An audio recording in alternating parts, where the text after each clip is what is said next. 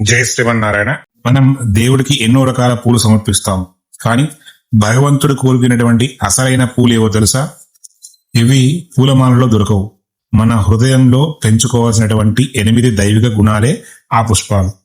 శాస్త్రంలో వీటికి విశిష్టమైనటువంటి అష్టవిధ అంతరంగ పుష్పాలు అని చెప్తారు. దానికి ప్రమాణంగా అహింస ప్రథమం పుష్పం, పుష్పమింద్రియ నిగ్రహ, సర్వభూత దయా పుష్పం, క్షమా పుష్పం విశేషత, శాంతి పుష్పం, తప పుష్పం, ధ్యాన పుష్పం తదైవ చ నిత్యమష్టమిదం పుష్పం విష్ణోః ప్రీతికరం భవేత్. అంటే ఈ 8 గుణాలు భగవంతునికి సమర్పిస్తే ఆయనని ఎంతో ప్రీతికరంగా మనని అనుగ్రహిస్తారు. మొదటిది అహింస.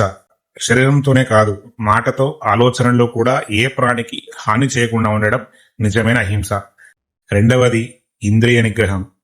కన్ను, చెవి, ముక్కు, నాలుక, చర్మం వంటి ఈ పంచేంద్రియాలను చెడు మార్గంలోకి వెళ్లకుండా అదుపులో ఉంచుకోవడం అనేది ఈ ఒకటి ఇంద్రియ నిగ్రహం అనేది.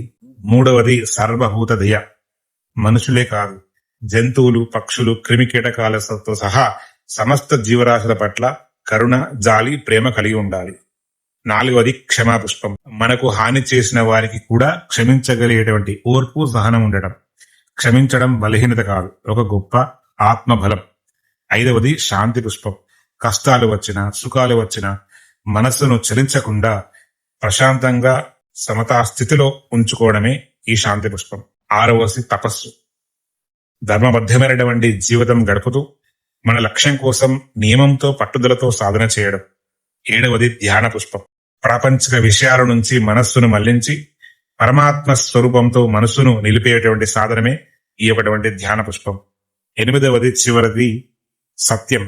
ఎలాంటి పరిస్థితులు వచ్చినా కూడా అబద్ధానికి తాగకుండా నిజాయితీగా సత్య మార్గంలో నడవడం. మనం సమర్పించేటువంటి బాహ్య పూలు కొంతకాలానికే వాడిపోతాయి, కానీ అహింస, దయ, క్షమ, శాంతి, తపస్సు, ధ్యానం, సత్యం ఇవి అష్టమ అంతరింగ పుష్పాలు మన జీవితాన్ని మార్చేస్తుంది. అందుకే భక్తి అంటే కేవలం దేవుడికి పూలు సమర్పించడం మాత్రమే కాదు, మన హృదయంలో ఈ 8 పుష్పాలు వికసింపజేసి భగవంతునికి సమర్పించడమే నిజమైనటువంటి భక్తి.